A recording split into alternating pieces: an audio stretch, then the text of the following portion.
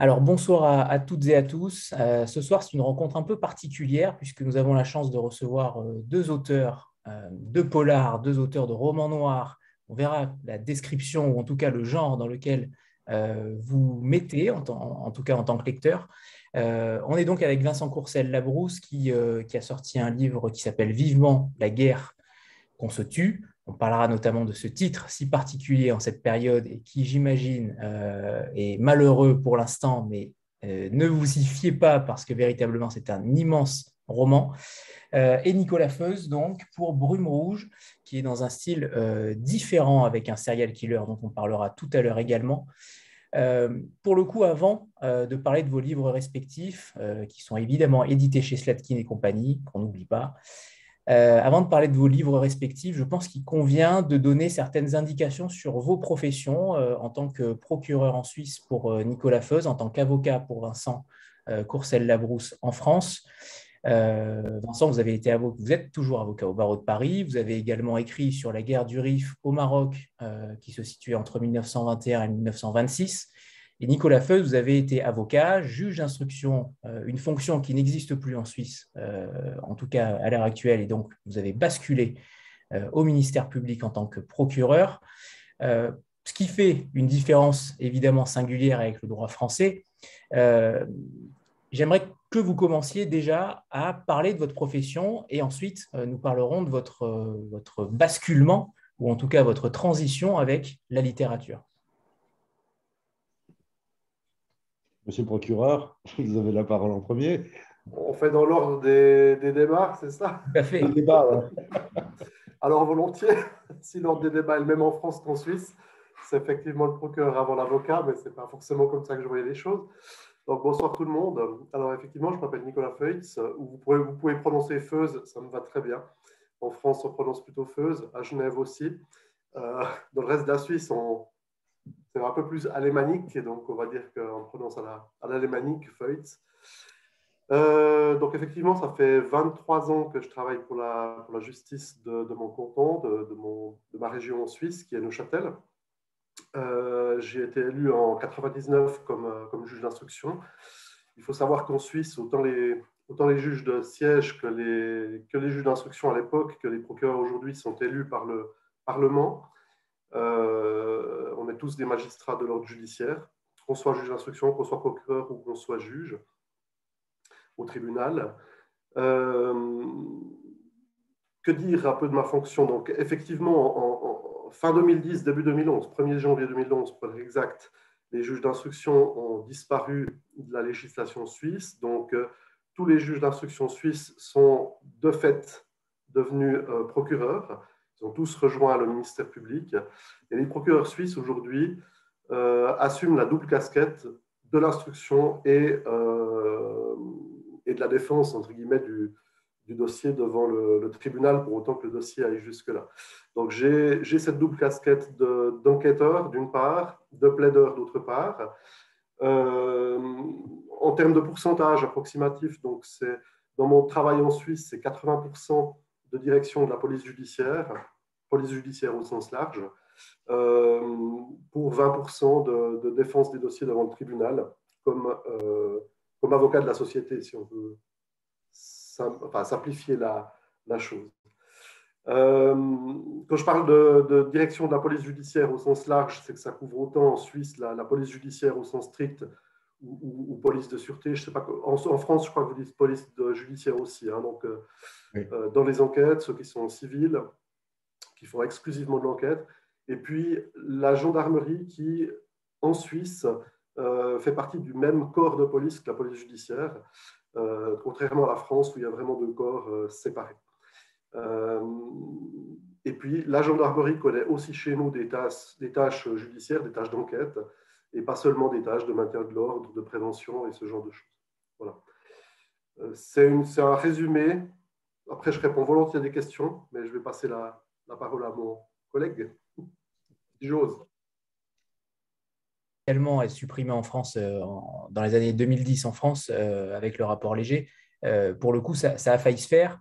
Ça ne s'est pas fait et donc je laisse la parole à Vincent, bien sûr, pour exposer son rôle d'avocat qu'on connaît évidemment un petit peu plus que celui de procureur. C'est à vous, Vincent. Bien, donc moi, je suis avocat barreau de Paris depuis 1993. Je n'étais pas forcément destiné à faire du pénal à l'origine, puisque ce n'est pas vraiment les matières que j'avais choisies à l'université. Et j'ai démarré dans un cabinet où des associés faisaient du pénal.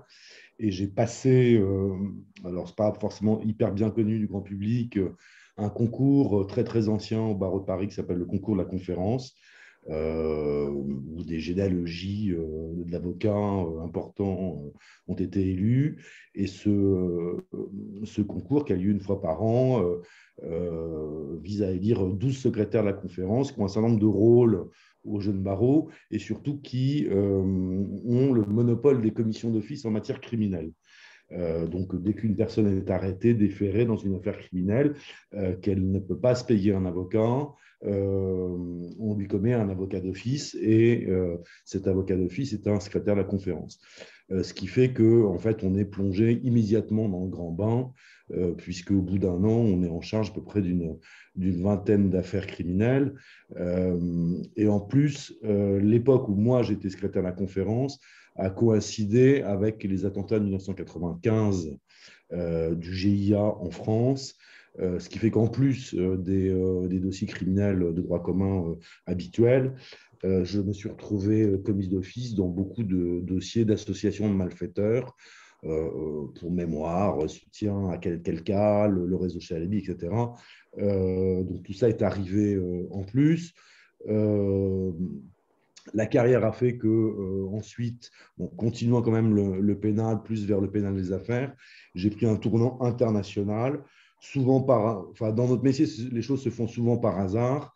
Je suis allé défendre avec un de mes amis, avocat, un bourgmestre Hutu devant le tribunal pénal international pour le Rwanda à Arusha, où là, je me suis intégré dans un système judiciaire complètement différent, puisque le système des tribunaux internationaux est un système à l'américaine, complètement accusatoire, donc pas du tout comme le système français. Et j'ai pu commencer à découvrir ce que c'était que diriger une équipe d'enquête, faire des investigations, et des investigations là qui étaient tout à fait passionnantes, puisque ça m'a donné l'occasion de parcourir toute l'Afrique à la recherche de témoins. Comme ce procès s'est bien fini, puisqu'on a obtenu l'acquittement de notre client, j'ai été désigné dans un autre dossier. Donc j'ai continué beaucoup, j'y reviendrai peut-être, à avoir une équipe d'enquête avec un ancien gendarme. Et puis par la suite, j'ai été également en charge d'un dossier devant le tribunal spécial pour le Liban à La Haye, qui est une juridiction pénale internationale, où j'ai défendu les intérêts d'une personne accusée de l'assassinat de Rafik Hariri. Donc là encore, une procédure accusatoire à l'américaine, où je dirigeais, comme on voit dans les films américains, les procedural movies ou trial movies, l'avocat avec ses enquêteurs, ses propres experts, en vue de la préparation du procès. Donc, je dirais que professionnellement, en tant qu'avocat, ayant une certaine expérience pénale, j'ai comme une particularité en France, il n'y a pas beaucoup d'avocats dans mon cas, j'ai bien sûr des camarades qui ont suivi cette voie-là, d'avoir vraiment pratiqué notre système français, avec le juge d'instruction encore, et le système de common law, tel qu'il est peut-être mieux connu par ne serait-ce que toute l'histoire du cinéma américain, des séries américaines, où on voit ces audiences avec des contre-interrogatoires, ces coups de théâtre à l'audience, où des témoins surprises arrivent. Voilà, un petit peu pour ce que je fais. Très bien. Alors justement, par rapport à votre métier, on sait que la justice voit souvent d'un mauvais œil que des auxiliaires de justice prennent la plume, que ce soit pour des essais, que ce soit pour des romans, et peut-être plus insidieusement pour des romans, puisque cela vous permet d'insérer des affaires que vous avez déjà jugées ou que vous avez déjà défendues. Comment avez-vous vécu ce basculement en tant qu'écrivain par rapport à vos métiers respectifs? Alors, Je m'exprime. Oui, ici, je vous en prie. Bon, moi, c'est vrai que ça s'est fait sans vraiment avertir mes collègues de la justice, encore une fois, qu'ils soient du ministère public ou des tribunaux, que j'allais débarquer sur le terrain littéraire et dans les librairies et aussi devant la presse avec des polars. Depuis, donc je suis disponible en librairie depuis 2013 pour ce qui est de la Suisse, depuis 2018 pour ce qui est du reste de la francophonie. Et c'est vrai que le Conseil de la magistrature chez nous, qui est l'autorité de surveillance des magistrats, en France aussi je crois, est quand même attentive à ma double casquette, en tout cas à mon hobby qui est devenu carrément maintenant un métier bis, puisque depuis 15 mois, j'ai réduit mon taux d'activité comme procureur. Je travaille désormais à 70% et plus à 100%. J'ai donc à 30% pour me consacrer professionnellement à la littérature. Néanmoins, c'est vrai que le côté, on va dire, visibilité, notamment visibilité publique par l'exposition médiatique pour les livres, fait l'objet d'une surveillance quand même un petit peu accrue par le Conseil de la magistrature qui, pour l'instant, voit la chose d'un assez bon œil, tant et aussi longtemps que mon hobby ne vient pas péjorer mon travail. C'est ça le problème. Enfin, le problème. On va dire l'écueil. Tant et aussi longtemps que je suis à jour dans mes dossiers. Ça peut paraître paradoxal parce qu'on dit toujours que la justice est en retard dans tous les domaines. On sait que c'est voilà, c'est un peu l'image publique qu'a la justice dans tous les pays. Et c'est vrai que depuis bien avant que j'écrive des livres, je me suis toujours fait un point d'honneur d'être à jour dans mes dossiers. Sachant que mon mentor à l'époque, le procureur général qui était en place quand je suis arrivé en 99, avait dit « Tu sauras, le retard engendre le retard ». Donc, en quoi il a parfaitement raison. Et la deuxième phrase qui m'a lâché et qui me restera à vie, je pense, dans ma tête, c'est qu'il m'a dit « Si tu es quelqu'un de paresseux, travaille vite ». Et il avait parfaitement raison, parce que quand on a du retard, eh bien, quand on lit un dossier deux fois, parce qu'un dossier nous embête et qu'on le lit une fois et qu'on le met sur la pile en se disant « je vais réfléchir, je le reprendrai la semaine prochaine », c'est la chose à ne jamais faire, parce qu'on est bon pour le relire la semaine suivante. Donc c'est vrai qu'en première instance, que ce soit au tribunal ou que ce soit au ministère public, on est là pour déblayer. On est là pour déblayer, pour agir vite, pour rendre une justice, alors non pas expéditive, mais une justice rapide. Et tant et aussi longtemps que je suis à jour dans mes dossiers, le Conseil de la magistrature ne peut pas dire grand-chose sur mon activité accessoire. Et je me suis toujours fait un point d'honneur, et je continuerai de le faire, de ne jamais avoir de critique par rapport à ça. Et deuxième point, alors c'est l'exposition médiatique, effectivement. Là, c'est toujours assez délicat parce que, par essence, quand on est procureur, contrairement à juge de siège, on est quand même un tout petit peu plus exposé médiatiquement parce qu'on est tout de suite sur les grosses affaires de permanence avec la police judiciaire, on intervient sur les lieux, on gère les médias. Donc, on a quand même une exposition médiatique professionnelle de ce point de vue-là qui est assez importante. Mais voilà, on est sur la retenue, on doit respecter des choses comme le secret de l'instruction, comme la présomption d'innocence, on marche sur des œufs, on fait attention à chaque mot qu'on prononce vis-à-vis de la presse. Et quand on intervient devant la presse pour les livres, où là on a plus une casquette de promotion, et on a tendance à se lâcher. Et il faut toujours faire attention de se souvenir que même tout magistrat dans sa vie privée ne peut pas faire ce qu'il veut. Il y a toujours un œil sur nous, même pour nos activités privées. Et dans une fête populaire, on ne va pas danser torse nu sur un bar dans une boîte de nuit. Donc, c'est un peu la même chose pour les livres. J'ai été remis à l'ordre une ou deux fois par mon conseil de la magistrature pour des histoires de photos médiatiques. Notamment une fois, le conseil de la magistrature n'a pas trop apprécié de voir que je posais en robe de magistrat dans un article qui ne concernait évidemment pas la justice, mais les bouquins. Ce à quoi j'ai pu assez facilement répondre au conseil de la magistrature que le choix de la photo n'était pas le mien, mais que les journalistes étaient allés rechercher une photo existante et Dieu merci, c'était une photo qui avait été prise dans le cadre d'un procès. Mais enfin voilà, c'est le genre de choses auxquelles on doit faire attention. On n'est pas libre de faire ce qu'on veut.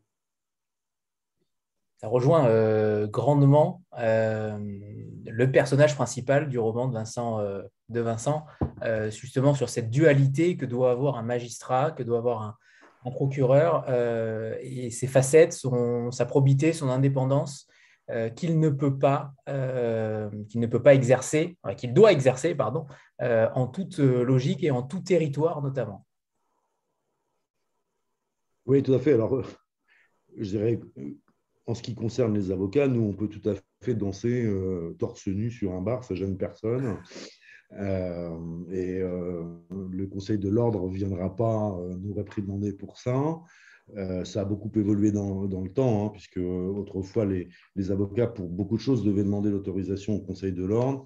Aujourd'hui, il y a une parfaite liberté, mais enfin, il ne faut pas porter non plus atteinte à l'honorabilité de notre Rome.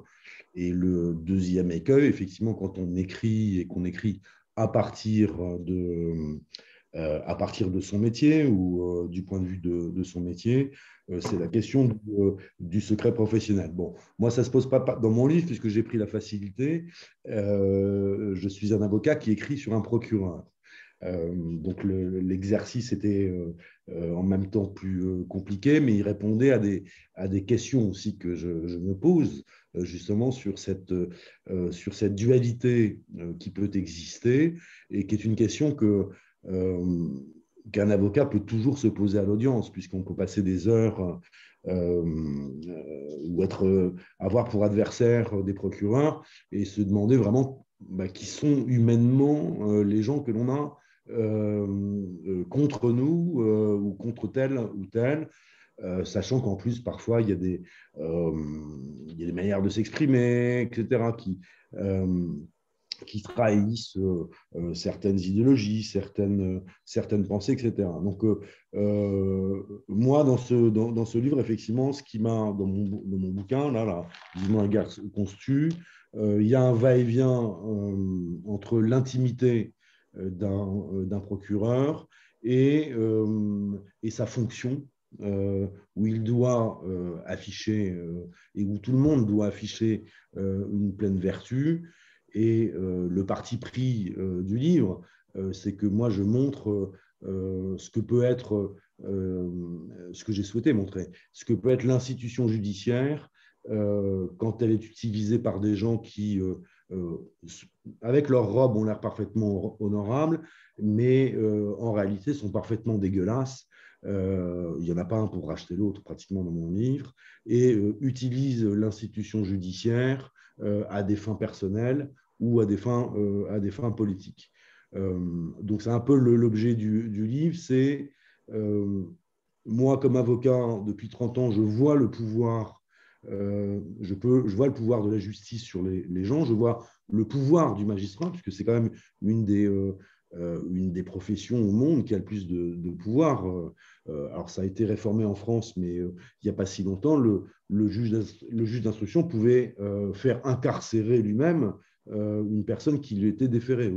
Aujourd'hui, on passe devant le juge des libertés. Donc, de voir comment, à partir d'un système, qui est le système français qui, je dirais, dans sa profondeur, c'est quand même assez peu réformé depuis 2 siècles. Je veux dire, le juge d'instruction est toujours là. Le juge d'instruction avait le même pouvoir à l'époque de Vichy. Il y a des choses qui ont évolué, mais je dirais la ligne de fond est toujours là. Donc, de voir comment, dans un système qui est comme le nôtre, jusqu'où ce système peut aller lorsqu'il commence à dérailler.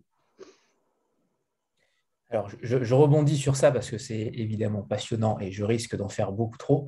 Vincent, vous écrivez dans votre roman qu'un procureur est un commissaire politique. Ça, c'est un terme qui m'a interpellé forcément. Vous le mettez évidemment dans la bouche d'un de vos personnages.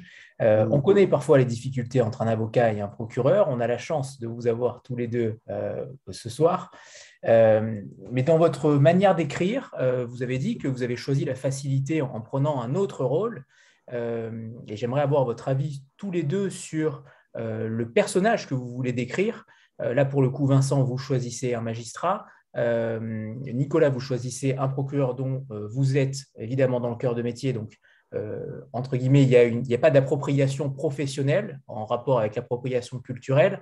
On en parlera peut-être aussi, mais comment vous placez le curseur justement sur le personnage principal que vous mettez en avant, sur le métier, sur la profession qui est capitale dans votre récit.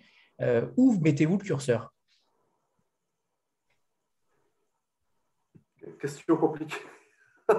Question compliquée. Alors, c'est vrai que moi, moi je suis vraiment dans le fictionnel avec mes polars. Je suis même dans le polar thriller, on va dire, pour le catégoriser. J'ai choisi un procureur comme personnage principal. Alors évidemment, c'est un procureur suisse avec les détails suisses. D'ailleurs, j'ai une petite anecdote à ce sujet-là, parce qu'à Quai du Polar, l'année passée, j'ai été approché par une magistrate de la cour criminelle, ou je ne sais plus comment vous l'appelez en France, mais enfin, elle travaillait à la cour criminelle à Lyon, et qui a retourné un de mes livres et qui m'a dit, mais vous parlez du procureur et de sa greffière. Elle me dit, mais les procureurs n'ont pas de greffier. Et j'ai dit, oui, mais en Suisse, oui. En Suisse, un procureur a une greffière ou un greffier, parce qu'un procureur, justement, assume cette double fonction d'instruction d'ancien juge d'instruction et de procureur. Et le procureur suisse, contrairement au procureur français, fait des audiences, donc des audiences d'instruction, hein, pas seulement les audiences au tribunal. J'ai choisi un procureur dans mon polar, mais qui est un procureur un peu spécial, parce que Brume Rouge fait partie d'une série, finalement, de 4 livres pour l'instant, il y en aura d'autres. Et on se rend compte dans le premier livre, qui s'appelle Le Miroir des âmes, que le procureur n'est pas vraiment qui on pense. Et notamment, il n'est pas vraiment procureur, il débarque un peu dans cette fonction. Il usurpe en quelque sorte le rôle de quelqu'un d'autre. Et c'est ce qui m'intéressait dans cette série, c'était de montrer un procureur qui va découvrir de l'intérieur cette profession-là. Alors évidemment, considérablement appuyé par sa greffière, qui elle, est au courant de la situation et va le coacher. Donc j'amène un petit peu dans mes bouquins un procureur qui est peut-être un peu plus... qui va avoir d'autres réflexes que les réflexes purement professionnels du métier. Il va avoir des réflexes peut-être un peu plus humains, peut-être un peu plus à cheval sur la loi. D'ailleurs, la greffière devra le cadrer 1 ou 2 fois. Et j'ai trouvé assez sympathique d'aborder le rôle du procureur sous cet angle-là. Et dans mes romans, alors pour l'instant, j'ai jamais agrafé les avocats, pas vraiment. Oui, peut-être un petit peu. Parce que Brume Rouge, c'est mon 15e polar, donc évidemment, j'agrafe un peu pas mal de personnes au tournant, on va dire. Mais j'ai surtout, curieusement, agrafé les procureurs. Et c'est vrai que dans Brume Rouge, on reconnaît un procureur, enfin, on côtoie un procureur qui s'appelle le procureur Corniche, qui est fondamentalement détestable. Vous savez, que ce soit dans mes polars ou que ce soit dans la réalité, j'ai croisé des collègues procureurs très différents les uns des autres. Vous avez ceux que j'appelle les procureurs académiques, qui sont un peu, qui seraient peut-être mieux sur les bancs universitaires à donner des cours de droit, et auxquels il manque franchement une part de pragmatisme une fois qu'on est sur le terrain et qu'on dirige la police judiciaire. Et à l'inverse, vous avez aussi les procureurs qui se prennent pour des super flics. Et ils sortent un petit peu de leur rôle de garant du droit, de garant de la société, un petit peu de tampon, on va dire, entre le travail de la police et le tribunal.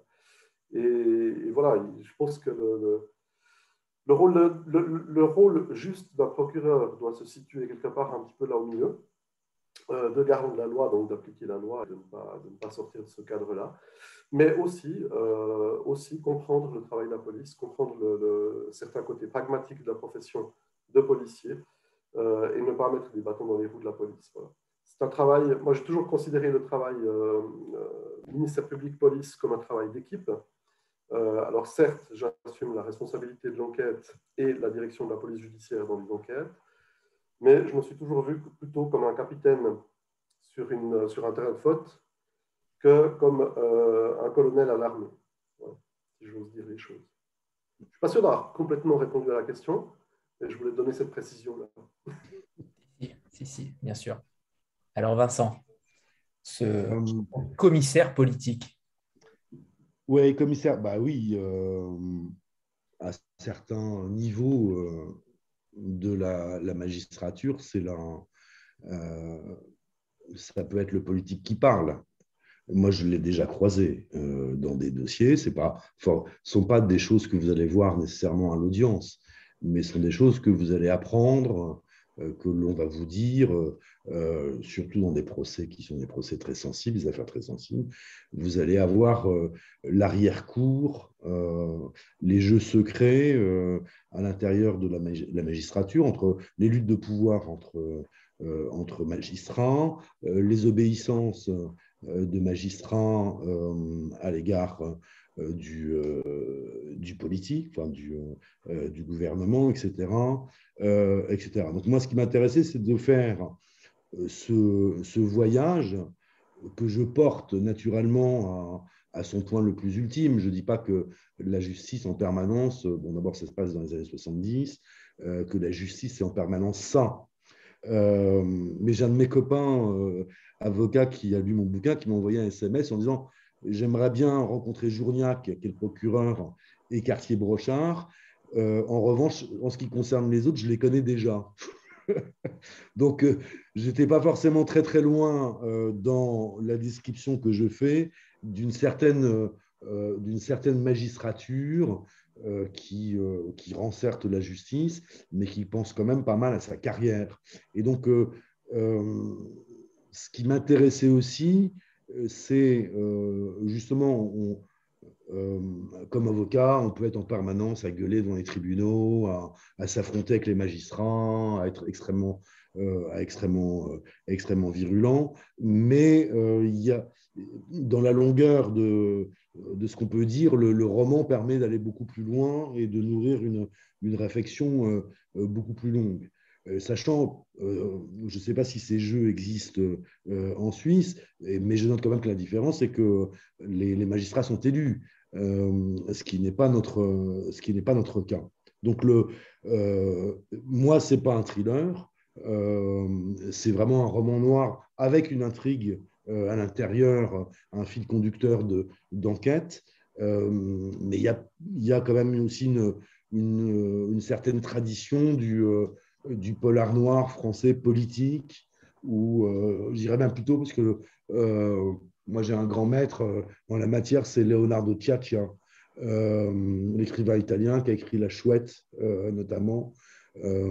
Et ça tombe bien, puisque La Chouette, ça se passe dans les années 50, mais il écrit ensuite sur l'affaire Aldo Moro, un polar assez politique finalement, et qu'on retrouvait aussi beaucoup dans le cinéma français des années 70, des années 80, avec une tradition qui s'est un petit peu perdue. Ouais, c'est ce que j'allais dire justement, j'allais faire la comparaison avec la littérature italienne qui, avec les années mafia, en effet, avec un polar politique, ce qui est plus rare en France. J'aimerais que vous nous parliez de la genèse de vos ouvrages respectifs et notamment sur cette interaction avec vos milieux respectifs. Vous avez deux ouvrages totalement différents, l'un qui est beaucoup plus réaliste, on va dire peut-être cela, et encore celui de Nicolas pourrait être réaliste, peut-être prochainement, on ne l'espère pas en tout cas, mais pour le coup, la genèse de vos thématiques, notamment puisque Nicolas s'intéresse à un serial killer qui est climato-sceptique, et c'est plutôt intéressant et jubilatoire aussi de voir que même les serial killers ont aussi une part d'idéologie qui n'a pas forcément de rapport avec le crime. Et Vincent sur la guerre d'Algérie, notamment sur la peine de mort dont on parle peu, bizarrement en ce moment, alors qu'on est en pleine période de campagne présidentielle et qui aurait pu, à un moment donné, peut-être, il aurait pu y avoir un débat à nouveau. Ça On en avait parlera, commencé, mais ouais, on en parlera peut-être tout à l'heure, mais la genèse de vos romans respectifs, est-ce que vous pouvez la définir? Alors, c'est vrai que moi, depuis 2010 que j'écris des polars, c'est toujours des polars thrillers, pratiquement. J'ai fait une fois une entorse pour partir dans la dystopie, donc le thriller post-apocalyptique. Mais sinon, c'est vraiment des polars thrillers, on va dire, qui sont un mixte entre mon métier, respectivement le métier des policiers, de la police judiciaire, de la police scientifique, de la médecine légale et tout ça. Donc, j'amène dans le polar tout ce qui est tout ce qui fait les détails de ma profession finalement et de la profession des policiers sous toutes les coutures. Bon, ça, il me tient à cœur évidemment de respecter la procédure, de respecter les méthodes de travail de la police judiciaire, de la police scientifique, de la médecine légale, des experts psychiatres, enfin tous ces toutes ces choses que je côtoie. Mais j'aime bien rajouter dans le mixeur le petit côté cinématographique, le petit côté un peu récréatif cinématographique, que ce soit des scènes d'action, que ce soit des scènes de suspense, des choses qu'on rencontre évidemment beaucoup moins dans notre métier. Et probablement encore moins dans le métier d'un procureur que dans le métier d'un policier, mais même la plupart des policiers avec lesquels je parle n'ont jamais vécu de scènes d'action ou de suspense telles qu'on peut les voir au cinéma ou à la télé. Donc voilà, je veux garder ce côté récréatif. Je n'ai jamais voulu faire de mes polars des traités de droit ou des traités des traités de procédure judiciaire, on va dire, ou de procédure policière. J'aurais pu le faire, mais j'aurais eu l'impression de mettre en littérature un de mes dossiers, et je pense que ça m'aurait énormément ennuyé. Il y en a d'autres qui le font très bien. Et voilà, j'avais envie de m'amuser un petit peu, de sortir de mon boulot. Alors, la jeunesse de Brume Rouge, ben, on reste encore une fois dans le polar cinématographique, dans le thriller cinématographique, mais toujours sur fond, en tout cas de crédibilité en ce qui concerne les institutions et le fonctionnement des institutions. La genèse, ce qui m'a déjà interpellé avant le Covid, je dirais même plus qu'interpellé, c'est parfois inquiété, c'est de voir comment les gens se lâchent sur la toile, et notamment sur les réseaux sociaux, déjà avant le Covid, sur justement des thèmes climatiques. Dès que les médias partageaient des articles qui concernaient la défense climatique, les manifestations climatiques et notamment les interventions de Greta Thunberg, c'était assez fou de voir comment les gens se lâchaient dans les commentaires sous ces publications de différents médias. On avait l'impression que Facebook, Instagram, tous les médias de ce genre-là sont devenus, parce que c'est le cas, des zones de non-droit, où les gens ont l'impression qu'ils peuvent dire tout et n'importe quoi sans risquer aucune poursuite, ce qui n'est absolument pas le cas. Ça s'est encore exacerbé avec le Covid.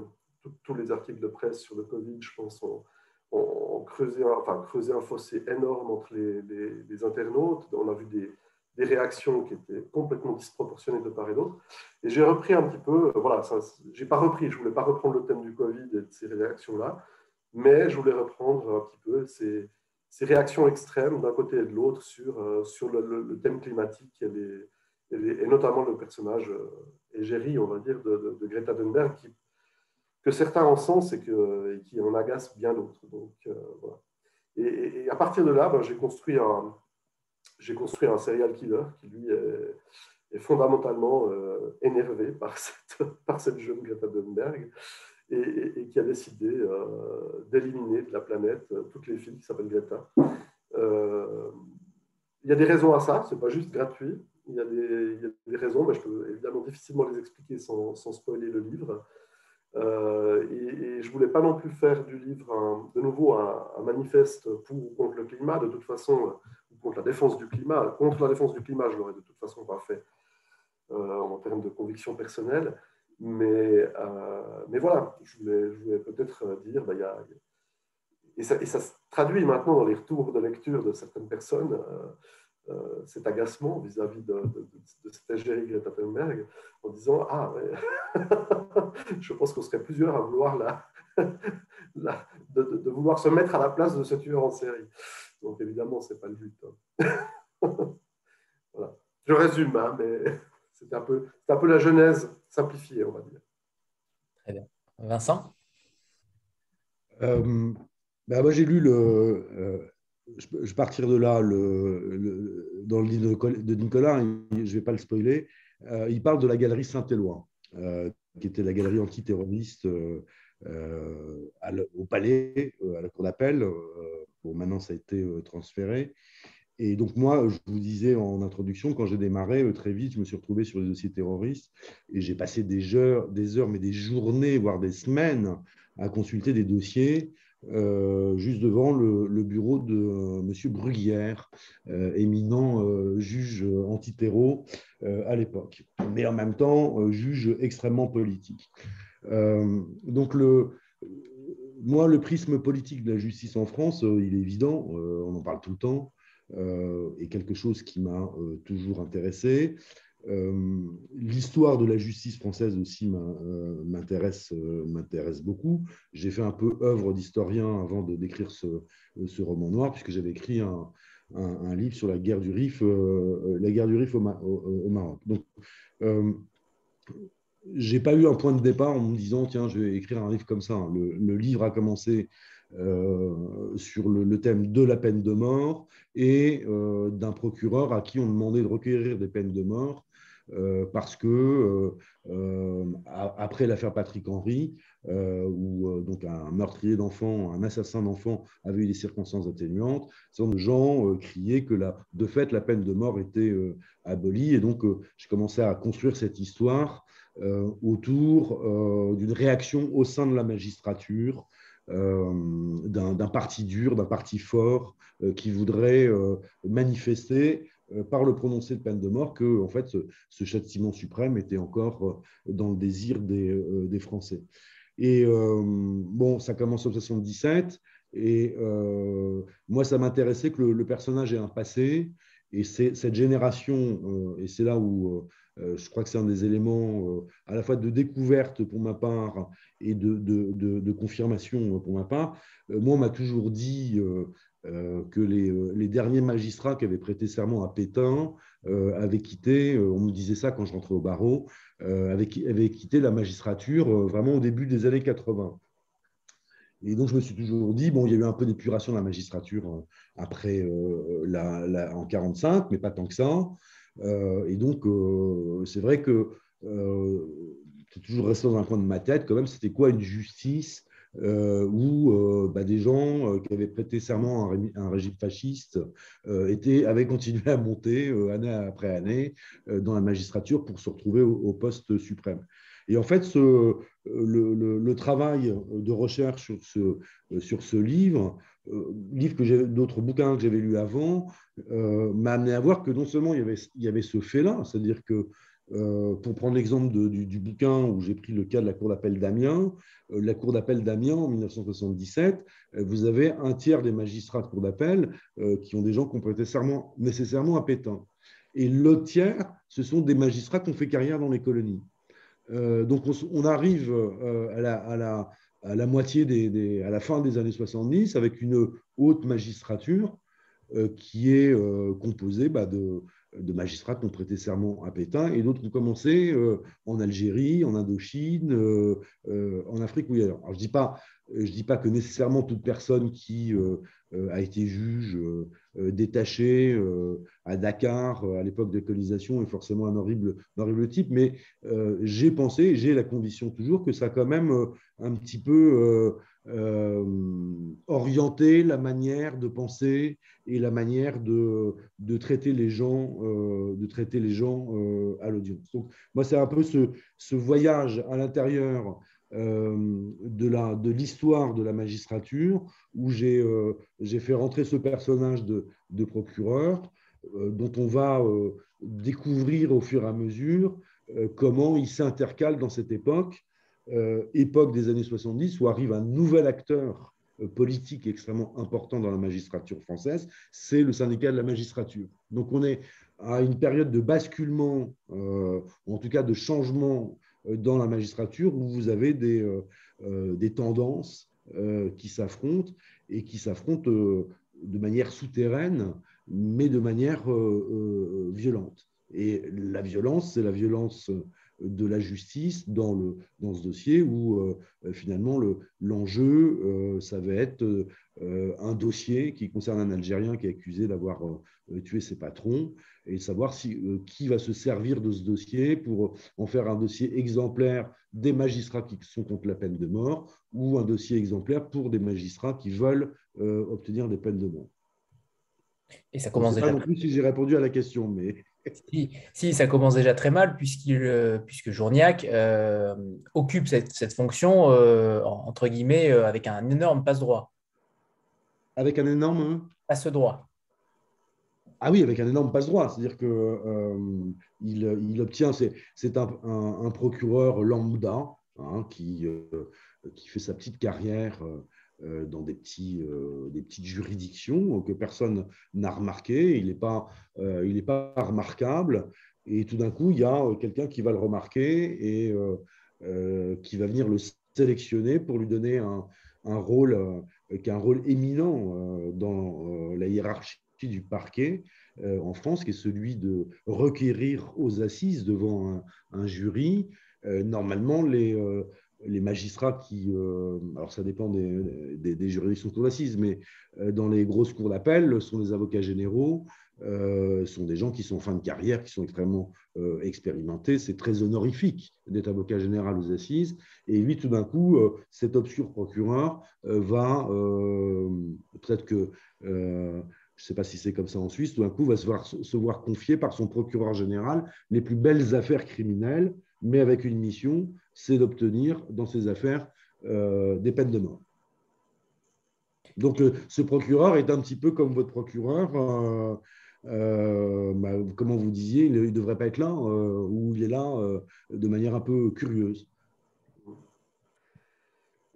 Si j'ose répondre à ça, je pense qu'il y a une différence fondamentale entre la Suisse et la France, c'est justement le côté politique ou non du procureur.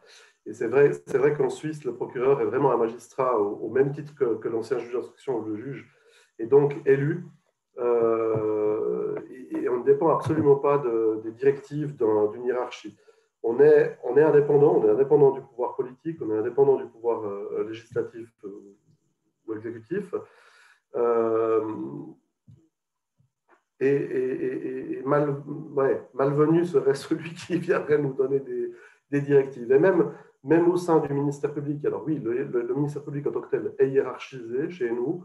Il y a évidemment un procureur général, il peut y avoir des premiers procureurs et ensuite des procureurs. Il y a une sorte de hiérarchie à 2 ou 3 étages selon les régions. Mais même les pouvoirs du procureur général sur ces procureurs est limité. Enfin, les pouvoirs sont limités, pardon.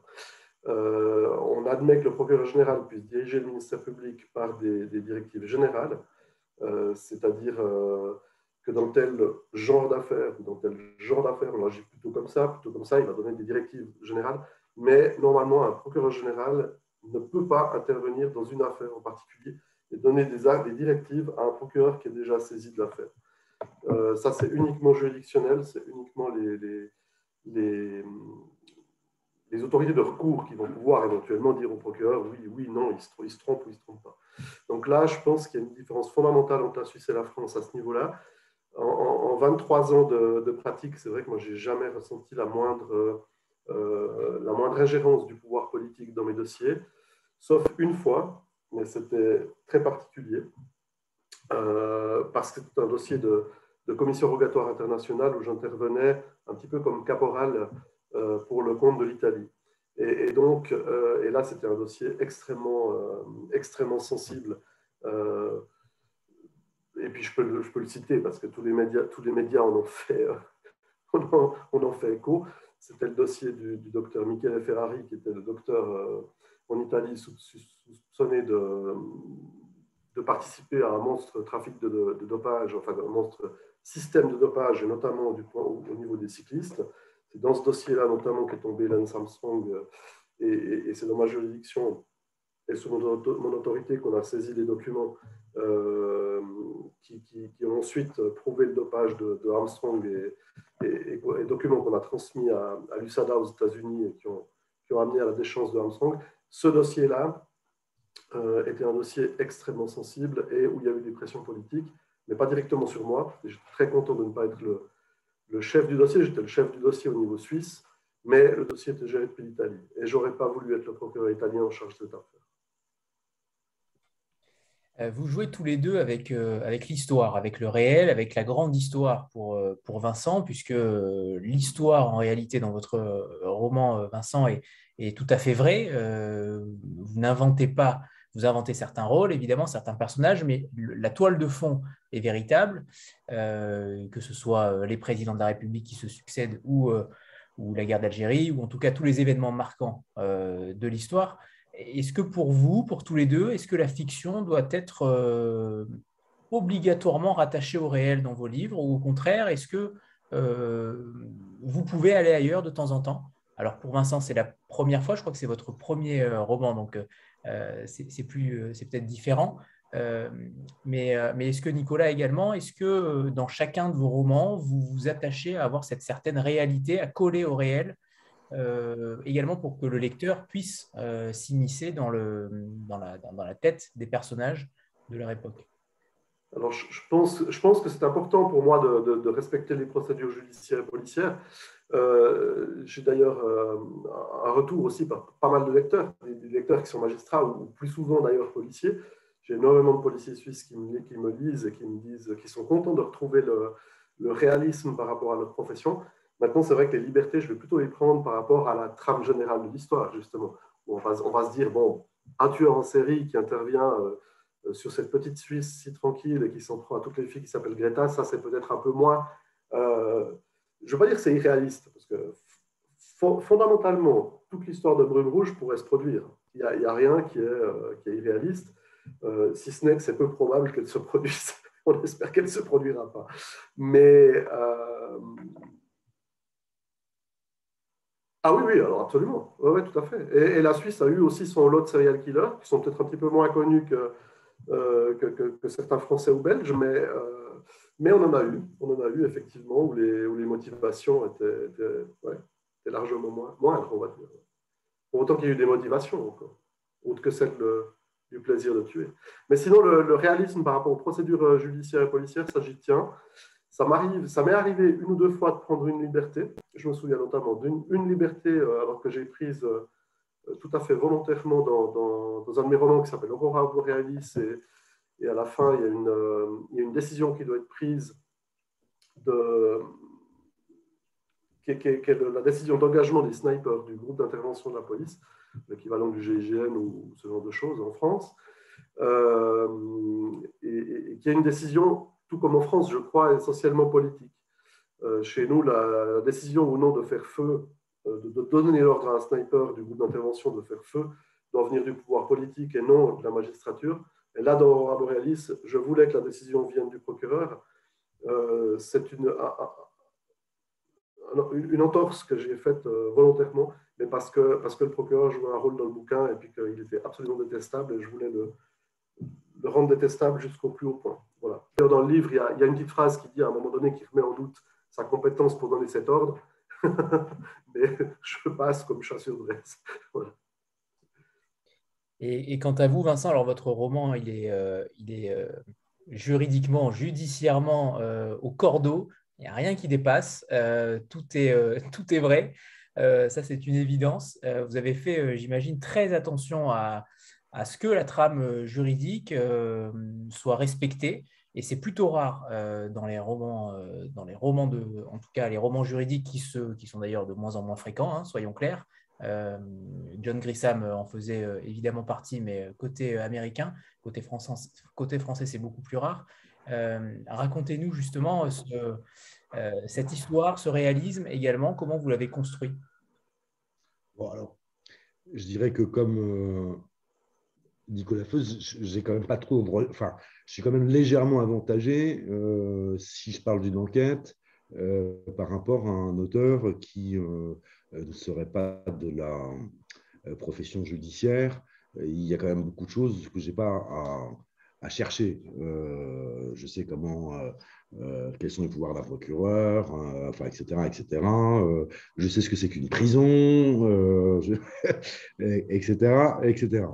Et donc, mais ça n'empêche pas effectivement d'être particulièrement exact, parce qu'effectivement, il y a toujours. Si vous vous plantez, hein, vous ne vérifiez pas, parce que parfois on ne sait pas tout. Là, il y aura toujours un collègue qui ne va pas vous rater. Hein. S'il y a une erreur, on va dire ah, mais là, tu as dit ça, mais ça ne marche pas parce que si, parce que ça. Bon. C'est vrai que le polar judiciaire, le polar procédural est quand même surtout américain.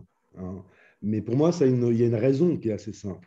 Vu du point de vue de l'avocat. Hein, parce que faire enquêter un procureur, faire enquêter un flic, c'est pas, enfin, je veux dire, c'est compliqué à faire, à écrire, mais ça existe. Alors que nous, dans le système français, l'avocat n'a pas le droit de faire d'investigation. Les investigations sont faites par la police. ou par un juge d'instruction. Donc, dans beaucoup de cas, l'avocat va être appelé un jour parce qu'une personne est arrêtée, il va la défendre, il va l'assister en garde à vue, il va avoir accès au dossier, il y aura des auditions s'il y a un juge d'instruction, etc. Il préparera les auditions, etc. Donc, ce n'est pas hyper sexy à décrire. En revanche, dans le système anglo-saxon que j'ai vécu comme avocat, là, effectivement, c'est totalement passionnant puisque il n'y a pas de juge d'instruction et on a un adversaire qui est le procureur. Et toute l'instruction va se faire comme dans les films américains, à l'audience. Donc vous allez, et si vous ne faites rien en tant qu'avocat de la défense, si vous n'enquêtez pas sur les témoins du procureur, si vous n'agissez pas, eh bien, au procès, il n'y aura que la preuve du procureur. Donc, c'est ce qui fait la grande différence avec le polar avocat américain et le polar avocat français. Il y en a, hein, mais on est toujours obligé de prendre des chemins de traverse qui ne collent pas forcément à la procédure. Or, la procédure, c'est assez marrant, puisque c'est quand même assez marrant. En tout cas pour un professionnel, c'est l'instrument du combat quand il joue avec les règles, c'est l'instrument du combat avec le procureur dans le cadre du procès. Et d'ailleurs, ce qui est intéressant, on voit, quand vous regardez n'importe quel film américain, même Autopsie d'un meurtre par exemple, d'Otto Preminger, vous voyez à quel point les Américains doivent avoir intégré en fait leur système de justice, parce que il y a le système des questions. Est-ce qu'on peut poser une question comme ci? Est-ce qu'on peut poser une question comme ça? Il y a la question de la divulgation, et c'est d'obtenir les preuves du procureur ou pas. Est-ce qu'il a donné toutes ces preuves? On retrouve ça dans tous les bouquins américains relatifs à des avocats et des procès, etc. Donc il y a vraiment il y a vraiment un genre particulier qui est le genre thriller, c'est pas du thriller, polar d'avocat. Il existe moins en France, même si, pour revenir à l'exactitude judiciaire, moi je suis assez souvent consulté par des réalisateurs sur des films, puisque eux aussi ont une volonté que ça colle à la réalité. Maintenant, effectivement, là, on passe à un autre domaine qui est celui du cinéma. Il y a toujours un moment où on est un petit peu obligé de prendre des libertés parce que ça ne sera pas romanesque ou ça ne sera pas cinématographique. Donc, la procédure, c'est bien, mais il ne faut pas que ce soit un carcan. Et puis, il faut que ça soit compréhensible aussi, parce que parfois, effectivement, la complexification est au détriment de la narration. Allez-y, Nicolas. Si je peux rebondir là-dessus, ouais, je me souviens effectivement d'une table ronde que j'ai faite à Paris avec Olivier Norek, qui avait sorti une phrase assez juste qui disait parmi les auteurs de polar, si on n'est pas policier, on évite de faire de la procédure. Donc, ça ne veut pas dire, évidemment, il y a énormément d'auteurs de polar qui ne sont pas du milieu, qui sont ni procureurs, ni policiers, ni avocats, et j'en passe, et qui sont excellents. Mais c'est vrai qu'on ne va peut-être pas s'aventurer à décrire des procédures dans tous les détails si on ne vient pas ce milieu. Ou alors, il faut être vraiment extrêmement documenté.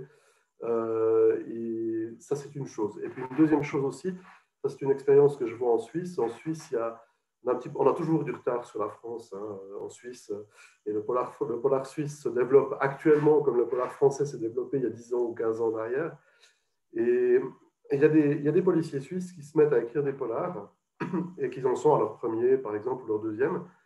Et ils tombent dans un piège qui est celui de vouloir en envoyer plein la figure au lecteur.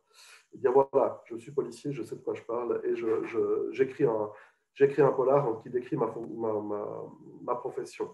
Et je me souviens notamment avoir lu un de mes je l'appelle collègue, il ne faudrait pas que je dise ça devant le conseil de la magistrature, mais un collègue policier qui écrit un polar et qui est par ailleurs un très bon copain.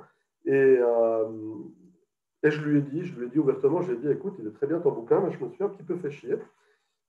Parce que là, sur 3 pages, tu décris finalement comment on fait une perquisition et quelles sont les règles de la perquisition. On n'en a rien à foutre.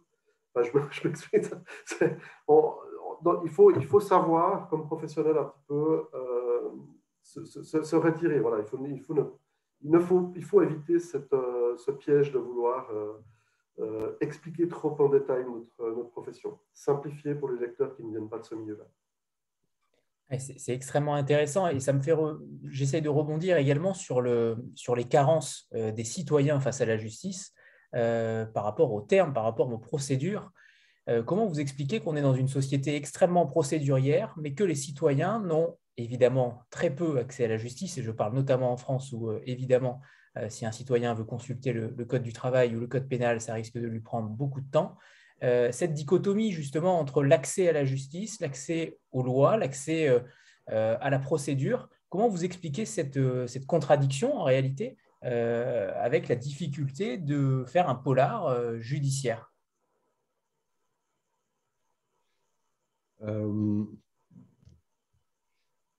Regardez ce que va faire le ministre de la Justice. Il veut faire rentrer le procès dans les salons. Puisqu'il veut que dans certains cadres, etc., les audiences soient filmées, qu'on ait un accès direct. C'est vrai que si vous comparez par rapport aux États-Unis, où dans beaucoup d'États, les audiences sont filmées, il y a une vraie connaissance de la manière dont ça marche. Moi, quand j'ai des clients qui viennent me voir en disant le magistrat, je l'appelle comment? Je l'appelle votre honneur. Il sait comment marche le système américain parce qu'il a vu de la série et du film américain depuis toujours, mais il ne sait pas comment marche le système français. Il ne sait pas qu'il y a un procureur, un greffier, qu'il y a trois magistrats. Donc, il n'y a pas forcément toujours une grande connaissance parce que les tribunaux sont dans leur mur. Ils ne sont pas arrivés jusqu'aux citoyens. Un des médias possibles, c'est quand même de pouvoir suivre des audiences. Alors, je ne dis pas que ça n'existe pas, hein. Il y a plein de documentaires en permanence. C'est quand même un sujet. On voit quand même que c'est un sujet qui passionne aussi, qui passionne tout le monde, puisqu'il y a en permanence des documentaires sur les magistrats, sur les avocats, sur les affaires, etc. Des émissions de radio célèbres sur des affaires criminelles. Donc, il y a une vraie passion, mais en même temps, pas forcément une grande connaissance du système. Mais après, je dirais c'est comme pour tout. C'est un système qui est compliqué, qui se complexifie de plus en plus, et c'est difficile de rester généraliste par rapport à ça. Est-ce que vous voulez intervenir, Nicolas? Oui, non, moi j'abonde 100% dans ce sens-là. Ce que je voulais dire aussi, c'était un piège dans lequel tombent facilement des jeunes magistrats. Je reviens avec le côté universitaire, académique. Le risque pour la justice de ne pas être comprise, c'est de rendre des décisions qui sont incompréhensibles. Pas quant à leur dispositif, mais dans l'explication, dans les considérants, comme on dit chez nous, que les considérants soient incompréhensibles parce qu'on commence à aligner des considérants de droit très détaillés, de jurisprudence et autres, avec un vocabulaire qui est parfois celui des instances du plus haut degré, chez nous le tribunal fédéral, chez vous je crois la Cour de cassation, en tout cas au pénal. Et je crois qu'il est important, moi je donne des cours à l'école de la magistrature et aussi aux avocats stagiaires notamment, de dire il est important de rendre des décisions qui soient compréhensibles pour le commun des mortels. Donc il est important de simplifier et de ne pas mettre du chinois dans nos décisions. Voilà. Laissons faire les plus hautes cours leur jurisprudence avec des tournures de phrases extrêmement techniques, extrêmement juridiques, mais quand vous avez lu 10 pages, vous n'avez juste pas compris ce qu'a voulu dire la Cour. Enfin, un professionnel le comprend, mais le tout public ne le comprend pas. Et ça, c'est extrêmement... Ça crée un fossé énorme entre la justice et le justiciable. Vous en conviendrez, Vincent, j'imagine avec moi, que c'est ce qui se passe en France. Alors, nous n'avons pas de… Nous, il y a une réforme quand même. La Cour de cassation a réformé la manière d'écrire les arrêts. Alors, après, si vous n'êtes pas technicien, vous ne comprenez pas toujours, mais il y a quand même une volonté de rendre, une volonté de la Cour de cassation de rendre les décisions plus lisibles, en tout cas, plus compréhensibles. Vous débutez vos récits de manière assez différente, tous les deux, puisque le prologue de Nicolas est directement justement ce meurtre de bébé. Quant à Vincent, vous prenez davantage votre temps dans le récit. Est-ce que vous pouvez nous expliquer votre manière de procéder quant à l'écriture de chaque livre, et notamment par rapport au rythme? Tous les deux, vous avez des chapitres extrêmement courts, extrêmement incisifs. Racontez-nous la façon dont vous avez travaillé pour écrire. Alors, c'est vrai que depuis que je suis passé chez Slatkin et compagnie en 2018, bon, j'ai écrit passablement de livres chez eux aussi. Et j'ai adopté un petit peu cette technique du chapitre court, déjà des romans courts, parce que je suis plus dans le roman de 300 pages que de 800 pages. Donc, je n'aime pas, déjà comme lecteur, je n'aime pas les pavés. Donc, comme écrivain, je n'allais pas non plus forcément en écrire. Et puis ensuite, dans un roman de 300 pages, je vais facilement le découper en 70 ou 80 chapitres, ce qui fait des chapitres extrêmement courts. Et je crois que les chapitres courts, c'est un peu, c'est un petit peu la tendance, si je parle de cinéma ou plutôt de télé, c'est un peu la tendance Netflix actuelle. On le voit, c'est des séries aujourd'hui qui ont un rythme extrêmement élevé par rapport aux séries qu'on pourrait voir dans les années 80 ou 90. Et je pense qu'il y a aussi un petit peu cette tendance dans la littérature, en tout cas dans le polar thriller. Et généralement, j'ai l'impression que c'est bien apprécié des lecteurs, en tout cas de ceux qui osent me donner des retours. Vincent? Moi, je n'ai pas l'expérience de Nicolas, naturellement. Je n'ai pas 15 bouquins derrière. Moi, je suis parti un peu à l'aveuglette. J'avais pas de... Je connaissais vaguement la fin. Et en plus, à la fin, c'est pas cette fin-là qui finalement est dans le livre. Mais j'avais, de manière un peu nébuleuse, je voyais un peu comment ça se terminait. Et après, j'avais mon début, et puis après, tout s'est monté au fur et à mesure. Je n'avais pas de plan. J'avais écrit, par exemple, avant La guerre du Rif, qui est un livre d'histoire, où là, j'avais vraiment un plan. C'était hyper chapitré et rythmé en même temps. Et ça, c'était effectivement quelque chose que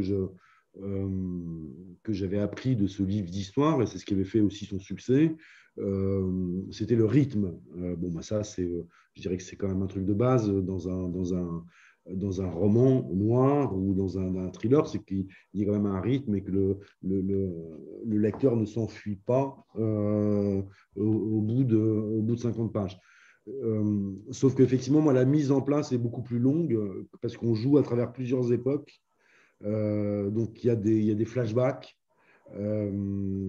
Et c'est des flashbacks vraiment loin en arrière. Donc et puis c'est pas le même type, comme c'est pas le même type de livre, les choses doivent se mettre comme c'est un peu un jeu de domino où chacun tire des ficelles. C'est beaucoup plus long à mettre en place du point de vue narratif, même si ça va vite par la variété des choses qui se passent.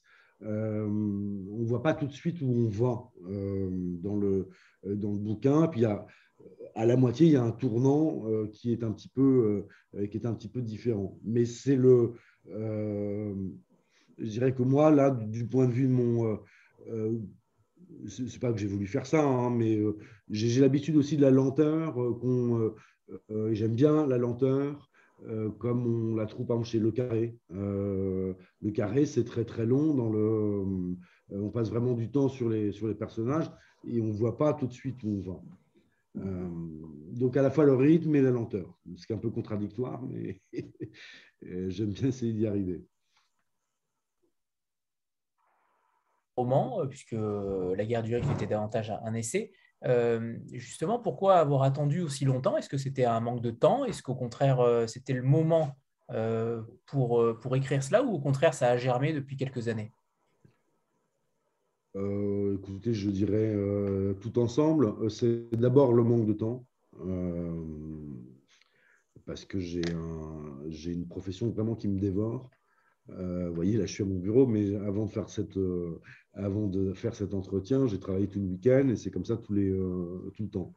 Donc, c'est compliqué il faut vraiment il faut avoir une discipline de fer pour, d'une part, avoir l'exigence d'avoir des dossiers qui sont bien tenus, peut-être comme Nicolas, un bon procureur, moi, un bon avocat qui s'occupe bien qui défend bien ses clients, et avoir la niaque, une fois que la journée est terminée, pour passer à autre chose et à se remettre à l'écriture, ce qui est sportif aussi. Donc, j'avais dans l'idée, après la guerre du Rif, de commencer tout de suite sur un roman. Et puis, ma carrière a pris un autre tournant. Je suis parti sur ce très, très gros dossier libanais qui m'a pris un certain nombre d'années. Et même si j'avais l'idée, je ne l'ai pas mise en pratique. Et puis, un jour, puis j'ai commencé à écrire dans le train. Et puis, voilà, je ne me suis pas arrêté. Et puis le premier confinement m'a permis de terminer surtout. J'étais aux trois quarts du livre, je n'arrivais pas à trouver le temps, et là j'ai fini. Alors, le temps, justement, j'espère en tout cas, Vincent, que vous allez continuer parce que votre roman, il est particulièrement bien réussi. Mais le temps, justement, euh, qu'est-ce que vous lisez en réalité entre vos métiers, entre vos deux métiers d'auxiliaire de justice et de l'autre côté d'écrivain? Est-ce que vous lisez? Vous parliez justement de John le Carré. Quelles sont vos influences littéraires? Vous avez parlé également de Leonardo Sciascia.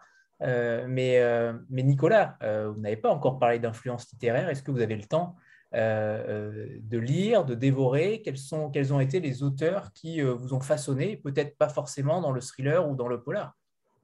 Alors, c'est vrai que moi, j'ai relativement peu le temps de lire parce que mes lectures principales sont des rapports de police et des procès-verbaux d'interrogatoire, donc c'est beaucoup moins littéraire. Quoique certains policiers ont la fibre, même dans les PV. Euh, je vais essentiellement lire en vacances ou à des périodes, surtout à des périodes durant lesquelles je n'écris pas. J'écris beaucoup, donc je lis peu. Quand je suis en cours d'écriture, je ne lis jamais. Je l'ai fait une fois et c'était une erreur parce que je me suis rendu compte que dès que je reprenais l'écriture entre deux chapitres de lecture, je me laissais influencer au niveau du style, par exemple. Et je commençais à avoir des mots qui sortaient qui n'étaient pas les miens. Donc depuis, j'ai complètement aboli la lecture en cours d'écriture. Comme j'ai peu le temps de lire et que mon domaine de prédilection, c'est quand même le polar, le thriller, et ceci depuis bien avant 99 que je sois procureur ou juge d'instruction. Je lisais déjà des polar thrillers avant. J'étais beaucoup à l'origine polar thriller américain ou nordique. Je pense, lu à peu près tous les Mankut, tous les Nesbo, enfin, voilà, tous Legberg et autres.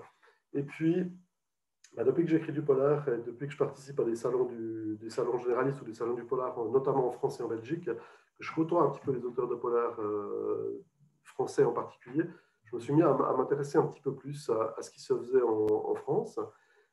Ça peut paraître bizarre, mais c'est vrai que si vous venez vous promener dans les librairies en Suisse romande, il y a des auteurs français qui sont voilà, qui sont extrêmement cotés en France, comme Bernard Minier ou comme Franck Tillier, qui sont pratiquement des novices chez nous. Je ne veux pas dire des inconnus, mais presque. On les voit quand même, mais ils ne vont pas faire les murs des librairies comme ils le font en France. Et du coup, voilà, je me suis mis un petit peu à lire ces auteurs-là, que ce soit Minier, que ce soit Tillier, que ce soit des auteurs comme Norek, comme Loubry, comme Takian, que je côtoie dans ces salons. Que dire d'autre? Et Vincent, est-ce que vous voulez rajouter des références, des maîtres en la matière? Moi, je démarre dans le polar à 16-17 ans avec Manchette, Fajardi, ADG. Donc, d'où un peu aussi ça, hein, d'où un peu mon bouquin quand même, qui fait quelques clins d'œil cette génération d'écrivains, de polar social, politico-social. Alors, est-ce que c'est un post-néopolar? J'en sais rien. Donc ça, c'est vraiment ma culture de base. Ensuite, moi, je lis beaucoup de littérature, pas uniquement policière.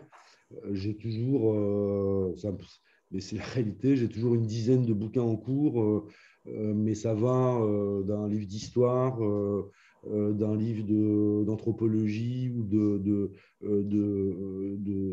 sociaux et puis je vais de l'un à l'autre. Alors parfois je suis obligé de recommencer parce que je me souviens plus de ce qu'il disait. Donc ça nourrit. Euh, Moi, j'en ai besoin. J'en ai besoin en permanence et je peux.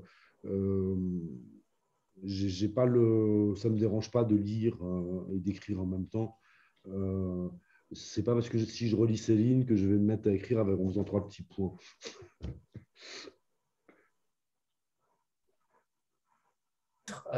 Qui n'est pas issu de Céline, mais d'un chant antimilitariste de 1914. Vos 2 titres, justement, sont plutôt impactants. Alors, celui de Vincent est évidemment d'actualité, malheureusement, j'imagine, parce que ce n'est pas forcément une bonne idée, mais vous n'avez pas eu le choix, puisqu'il a été fait bien avant la guerre en Ukraine. Mais alors, l'histoire de ces 2 titres, racontez-nous si vous avez eu un impact sur l'éditeur, sur Slatkin, pour le choisir. Est-ce qu'il était définitif? Est-ce qu'au contraire, il y avait différents titres possibles pour vos 2 livres? Alors, en ce qui me concerne, depuis Brume Rouge, c'est le 15e polar que j'ai écrit. Je crois que je fais partie des auteurs qui n'ont jamais eu de problème, jamais eu de problème pour trouver un titre. Et je crois que sur les 15 polars, je ne veux pas dire de bêtises, je n'ai jamais changé mon premier choix. Donc j'ai souvent le titre. Alors le titre ne vient pas avant l'écriture du polar, quoique elle vient, on va dire, le titre vient souvent avec la construction du scénario. Et souvent j'ai le titre avant d'avoir mis le mot fin à mon polar. Maintenant, Brume Rouge, pourquoi? Je trouvais que voilà, c'était. Comme vous l'avez dit, c'est un titre qui claque. Et, Et et le je ne me suis prologue pas se posé termine d'autres ainsi. questions. Le prologue Pardon? se termine par Brume Rouge, d'ailleurs. Le prologue se termine par Brume Rouge, oui, effectivement. Vous nous le lirez juste après, Vincent. Moi, alors effectivement, je pense que Poutine a voulu m'emmerder avec ce titre, puisque le bouquin est sorti 15 jours avant l'invasion d'Ukraine par la Russie. Vivement la guerre conçue, oui, c'est un chant antimilitariste, enfin, c'est un refrain d'un chant antimilitariste de 14. Alors, ça a une histoire personnelle parce que c'est ma grand-mère qui était des Ardennes et donc dont la région a été quand même envahie à cette époque-là 2 fois, en 14 et en 39, quand elle en avait marre, etc. Elle disait toujours vivement la guerre conçue, qui était sa manière de dire qu'elle était lassée. Et bon, comme il y a pas mal de militaires aussi, d'aspects militaires, de personnages militaires dans mon bouquin, avec un personnage de militaire qui est un peu, qui correspond pas forcément à l'idée qu'on se fait du militaire lorsqu'il vieillit. Et c'est une phrase qui est dite à un moment du livre. Et donc c'est la raison pour laquelle j'ai pris ça. C'est un petit côté c'est le petit côté anard du bouquin, sachant qu'effectivement, quand j'écrivais le livre au départ, c'était Monsieur Mort. Pourquoi Monsieur Mort? Parce que c'est ainsi qu'on appelait l'avocat général aux assises, à l'époque où il y avait la peine de mort. Et c'était lui qui la requérait. Et donc, on l'appelait Monsieur Mort. Et donc, comme c'est quelqu'un à qui on demande de requérir la peine de mort aux assises, c'était le titre non code du bouquin. À un moment, il y a eu Les bêtes font moins d'histoire. Ça faisait un peu polar années 50. Voilà. Puis j'ai choisi celui-là. Et effectivement, il s'intercale dans une époque un peu compliquée. Voilà. Parce qu'il est brillant. C'est dommage. Alors justement, Nicolas, est-ce que vous pouvez nous lire justement ce prologue et ensuite ce sera au tour de Vincent avec ce début de Roger Giquel. La France a peur et j'espère que la Suisse a peur également pour le coup si jamais ce personnage existe véritablement, la Suisse aura peur aussi. Euh, alors c'est à votre tour, Nicolas. Je remarque que je m'enfonce dans l'obscurité. Je vais allumer la lumière. Allumez, allumez. Voilà, Parfait. c'est préférable. Ouais, du coup, c'est vachement lumineux. Bon. Alors, est-ce que je lis tout le prologue? Comme vous le souhaitez, Nicolas, comme vous le souhaitez. Ouais, il fait 2 pages et demie, ça devrait aller. Allez. On verra. S'il y avait une chose que Mathias Hodler ne supportait pas, c'était d'entendre pleurer un bébé. Il était entré à l'hôpital pour Thalès par les urgences. Les patients faisaient la queue derrière le comptoir de l'accueil. L'infirmière chargée du premier tri était débordée. La première mesure consistait à faire porter un masque avant même de procéder à l'enregistrement des malades. La grippe de printemps faisait des ravages. Le moindre symptôme était prétexte à consultation. Mathias feignit de tousser sèchement. Il se vit aussitôt affublé d'un petit rectangle bleu clair sur le bas du visage et rejoignit le cercle des anonymes qui patientaient dans le hall. La tension était palpable, du côté des malades comme du personnel médical. Une ambulance du SMUR s'arrêta devant l'accès réservé aux véhicules prioritaires. Les secouristes en tenue bleue sortirent une civière et la poussèrent en direction du bloc opératoire. Sous oxygène et perfusion, le blessé semblait inanimé. Dans la queue, tout le monde comprenait qu'il faudrait encore attendre. Il y eut une sorte de houle et des soupirs appuyés. Coup de couteau, entendit-on, lors des premiers échanges entre l'équipe de secours et un médecin. Mathias jeta un coup d'œil au sac de sport à ses pieds. Il n'était pas adepte du couteau. La lame impliquait un contact. C'était bien trop intime pour lui. Il préférait toujours conserver une certaine distance avec sa cible. Une seconde ambulance apparut derrière les portes vitrées du SAS, ce qui déclencha une clameur dans la salle d'attente des urgences. Les malades se levèrent et coururent au comptoir pour assaillir l'infirmière de question. D'autres membres du corps médical s'étaient approchés de la réception pour contenir et tenter de calmer la foule. Mathias profita du chaos momentané pour se lever. Il prit son sac et se dirigea vers le box des premiers soins. Sa démarche naturelle n'attira pas l'attention du personnel débordé. Il avisa un vestiaire, jeta un coup d'œil circulaire, personne ne le regardait. Il entra et referma la porte. À l'intérieur, il fouilla rapidement les armoires et trouva ce qu'il cherchait. Passa sur ses vêtements de ville une blouse verte de chirurgien et des protège-chaussures, enfila une charlotte en papier et des gants en latex. Toujours avec son masque sur le bas du visage, il quitta le service des urgences et prit l'ascenseur pour la maternité. Le 5e était calme, les visites étaient terminées sauf pour les jeunes pères, mais ce passe-droit ne concernait pas sa cible. Le père du bébé était en garde à vue à Paris à la suite d'une manifestation pour le climat qui avait, comme chaque fois, dégénéré. L'imbécile, pensa Mathias. Comment ce type aurait-il pu abandonner sa femme sur le point d'accoucher pour défendre la planète à plusieurs centaines de kilomètres de Neuchâtel? La situation arrangeait évidemment Mathias, mais cette seule idée le dépassait. La femme l'avait d'ailleurs probablement encouragé. Elle devait partager les mêmes idées. Alors, pourquoi, se demandait Mathias, cette écolo militante avait-elle décidé d'accoucher dans une grande structure hospitalière gourmande en énergie fossile? Elle aurait pu donner naissance à son enfant chez elle. Et pourquoi avait-elle continué de fumer cigarette sur cigarette pendant toute sa grossesse? Un jour qu'il était en repérage, en pleine manif, Mathias l'avait vu jeter soigneusement dans une bouche d'égout un mégot qui mettrait 12 ans à se décomposer. Sur le coup, il avait souri de ses contradictions permanentes. Mais la clope ne tuera pas ton enfant, chuchota Mathias en voyant Tiziana Misel sortir de sa chambre. Elle était en training et se dirigeait vers les escaliers avec un paquet de Marlboro. L'appel du fumoir était plus fort que l'amour maternel. Elle ne valait guère mieux que son mari. Elle passa à côté du four chirurgien sans le remarquer. Le couloir du 5e était désert et plongé dans la pénombre. Seul le comptoir de la réception était faiblement éclairé. Une sage-femme remplissait un dossier. Elle ne prêta pas attention à l'homme en vert qui se dirigeait vers la chambre 5014. Mathias ouvrit la porte et la referma derrière lui. Il posa le sac de sport sur une chaise et en sortit son arme fétiche, un fusil à pompe soviétique KS-23M. Le mouvement de charge fit monter une cartouche de grenaille de 23 mm dans la chambre.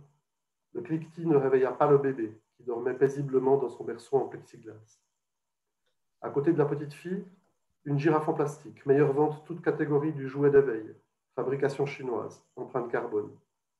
Mathias fit claquer sa langue d'exaspération. Il approcha le canon, la distance idéale pour que les billes conservent un cône de dispersion suffisant. Sans la moindre émotion, il appuya sur la détente.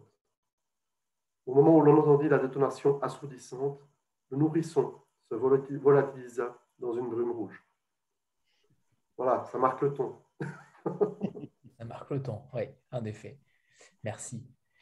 Vincent, c'est à vous. Vous vous arrêtez où vous voulez, puisqu'évidemment l'introduction est plutôt longue. Oui, c'est un peu long. Ouais. Voilà, vous vous arrêtez quand vous le souhaitez.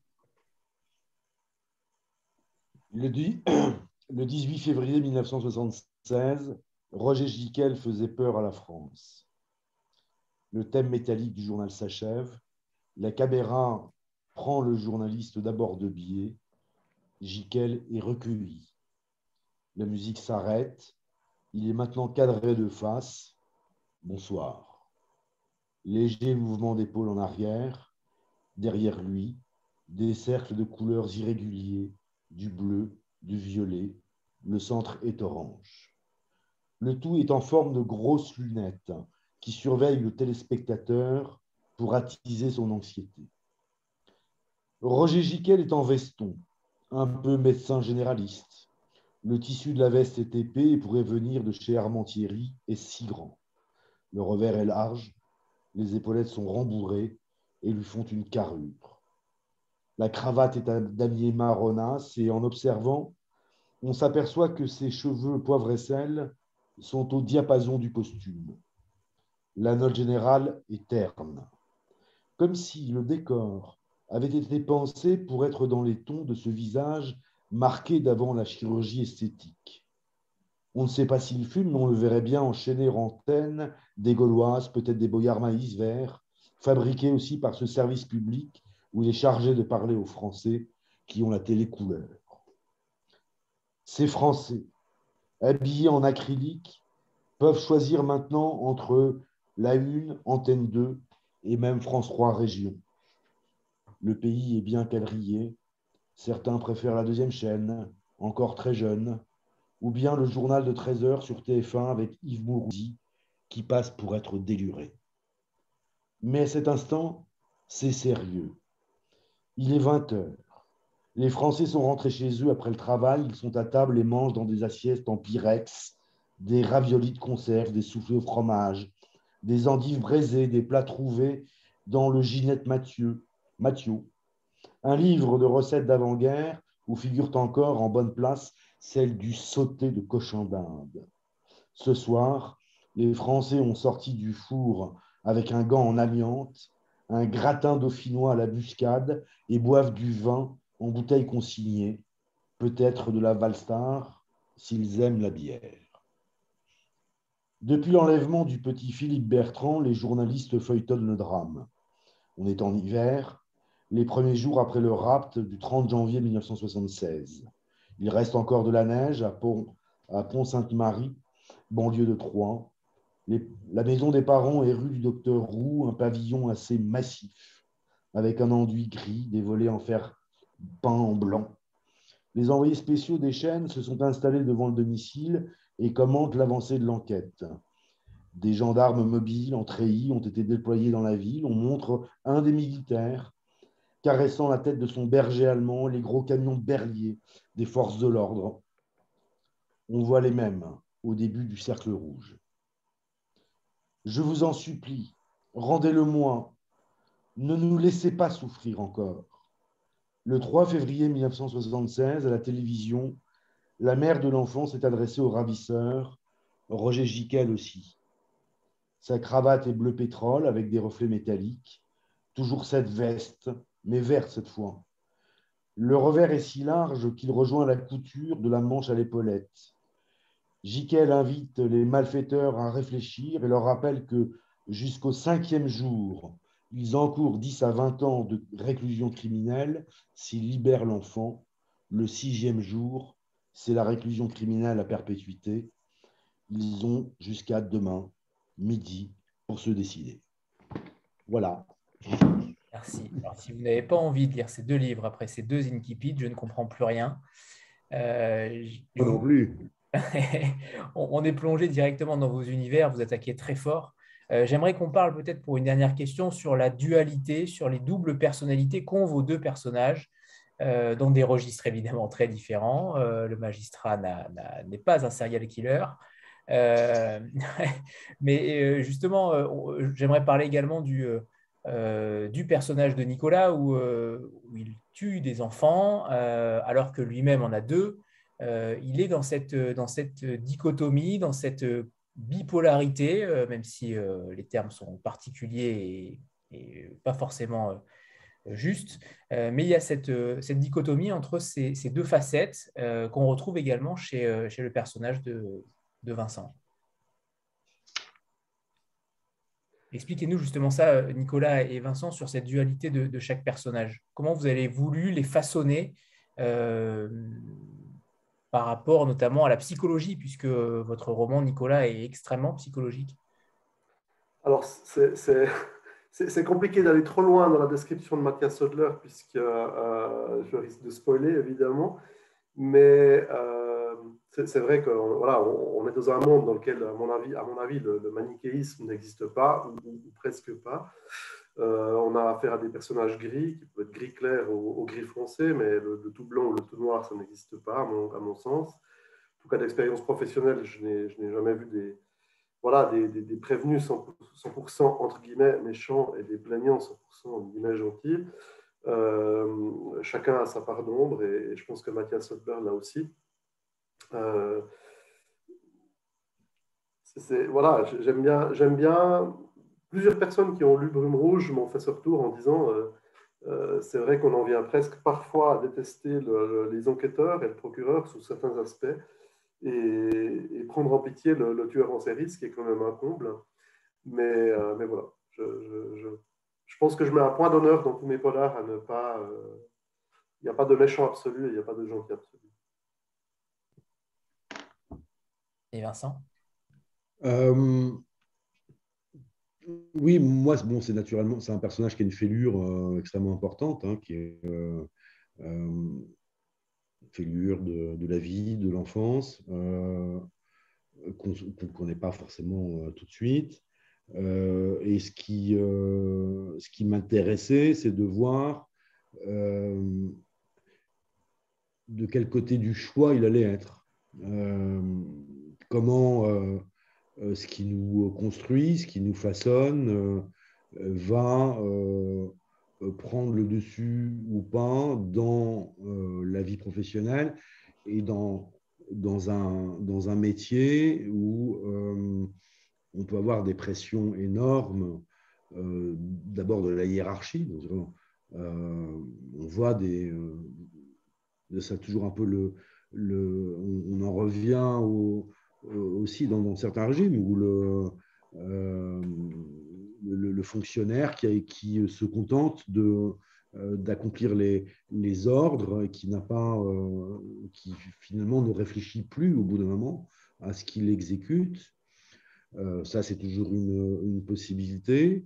Et l'autre possibilité, c'est d'avoir un personnage, comme là dans le cas dans le livre, où on ne sait pas quel choix il va faire et comment, finalement, en fonction de son passé, parce que son passé pourrait l'emmener vers un choix ou vers un autre, il va finir par prendre sa décision. Donc, ça peut pas être un personnage ça peut pas être un personnage de procureur dans la durée où je ferai une série avec. C'est-à-dire que mon personnage n'existe qu'une fois.